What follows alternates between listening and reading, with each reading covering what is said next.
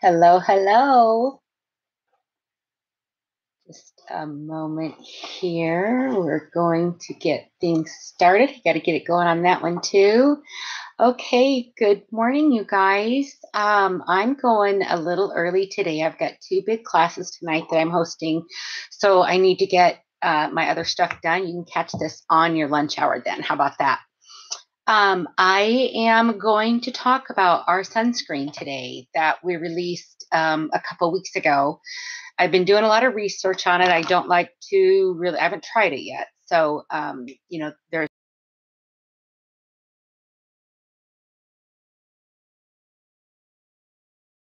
buying that kind of stuff. And so I wanted to let you know of some things um, that you just really need to know about when it comes to choosing a sunscreen for yourself. And so one of the things that I want to talk about first off is the possibility of how sunscreen could actually be causing cancer because of the chemicals in it. I talk a lot about the different chemicals and how they affect the body and everything, but we really need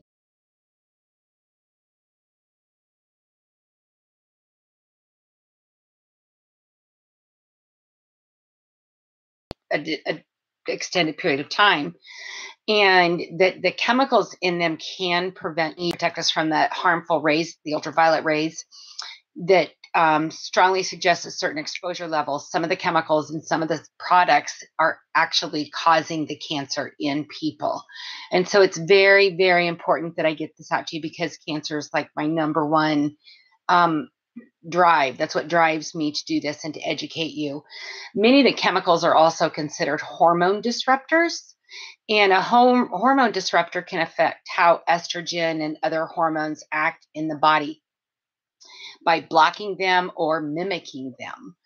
And then that throws off the body's whole hormonal balance. And because estrogen can make hormone receptor positive breast cancer, which is what my mom had, that breast cancer may grow, and many women choose to, limit their exposure to these chemicals to avoid that, especially, with the breast cancer on the rise. Like I said the other day, as 1 in 8 women in 2008 are supposed to be diagnosed with that. It just, ooh, scary.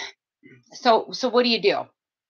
Instead of spraying on a chemical sunscreen, wear a wide brim hat that covers your face and shirt with the long sleeves long enough to cover.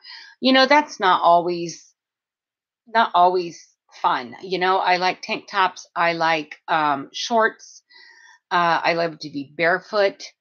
But choosing a sunscreen that contains zinc or titanium, these minerals reflect the UV rays and are not a potential hormone disruptor. You might want to also avoid going outside, between peak times. Also, 2 to 4, I think it is. So we have come up with. I did a little bit more research today. Let me back up. And so these 12 sunscreens that I'm going to share with you, these are the dirty ones for the kids. Like, you do not want to put these on. And one more thing, never ever buy a sunscreen that has the bug repellent in it. Also, you're just compounding the chemical exposure that you get when you apply it to the children. And then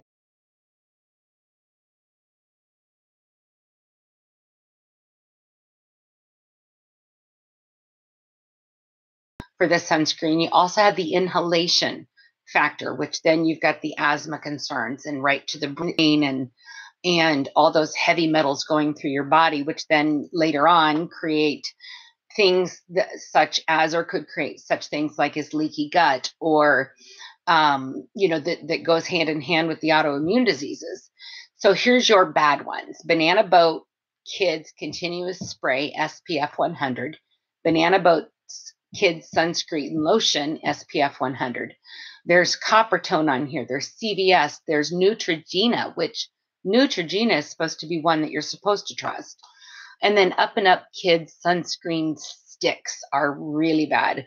And so these products were selected because they were for use on babies and children, and they're pretty popular. They included the terms baby, kids, little children, pediatric in the product or brand name. So these are specifically targeted for children. And so back to the spray sunscreens. Nearly 1 in every 3 sunscreens in this year's database is a spray. People like sprays because they're easy to put on. Trust me, I know I daycare for 16 years and love the sprays versus the lotions.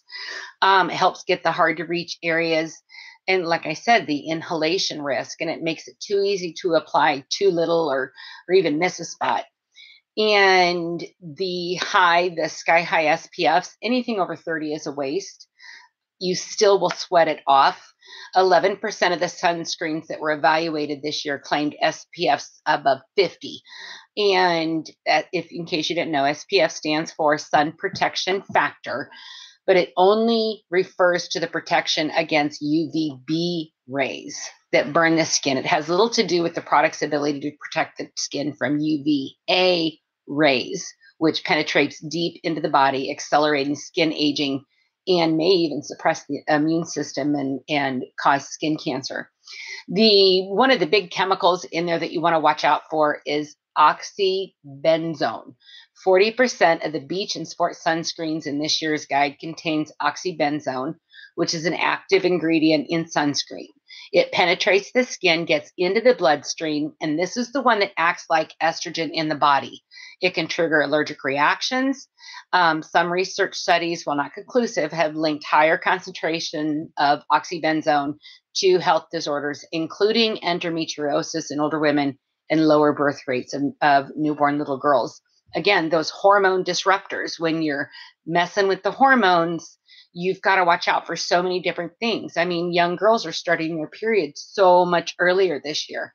And then there's another chemical I want you to watch out for on your bottles is retinol palmitate. Hope I said that right. 14% of the sunscreens, 15% rated moisturizers, they contained this retinol palmitate. It's a form of vitamin A. On sun-exposed skin, it may spread the development of skin tumors and lesions, according to government studies. And, I always wonder why the FDA allows this kind of stuff in products that we use all the time. It absolutely drives me crazy that this is not regulated, that there's no certification. But again, that's money. And those companies want that money. So let's get on to, sunscreen and melanoma. Okay, here's I have articles popped up on my screen so that I can share them with you. In 2011, the Journal of Clinical Oncology published a randomized clinical study of over 1,600 people showing that regular sunscreen use reduced the incidence of melanoma. But of course, there were other articles that disproved that. So it just goes back and forth on, what do you believe? What do you not believe? I do believe that we need some prescription or protection, and we need to protect our skin from the UVA rays and the UVB rays. So here's what we did. Linda Shea is an absolute leader. She's the matriarch in the toxic-free movement that started back in the 80s. She was the first one that brought it to the attention that cosmetics were not labeled, and there were chemicals in the cosmetics that were causing cancers and were absorbing into the blood and everything. And so, sun care this time of year is super important. So what you have to do is you have to find a sunscreen you can trust. And I fully trust Linda and everything that she stands for in her research. And so not only is this sunscreen going to be protective of you and all that you have going on in the sun, being outside, sweating it up, it's going to protect your skin and moisturize the skin as well. So utilizing physical sunscreens like zinc oxide to protect your skin from damaging UVA and UVB rays is crucial to retaining your youthful, beautiful skin, preventing wrinkles, brown spots, sun damage, and sagging skin. formulated for your complete health and safety with a natural mineral sunscreen. We got the zinc oxide. And then we added green tea with its antioxidant benefits to help leave the skin smooth and soft. So basically, you just apply it. You want to make sure that you apply it 15 minutes prior to going out in the sun, because you want that to be able to be absorbed. And so here again, the cautions: spending time in the sun increases your risk of skin cancer and early aging. And so to decrease the risk, regularly use a sunscreen with a broad spectrum SPF of 50 or higher, and other sun protection measures, including limiting from 10 to 2, long sleeve shirts, pants, hats, and glasses. In Iowa, you just can't do that. It's you sweat in the shade. Reapply sunscreen at least every 2 hours, no matter what your SPF is, and wear water resistant sunscreen if swimming or sweating, which is the zinc.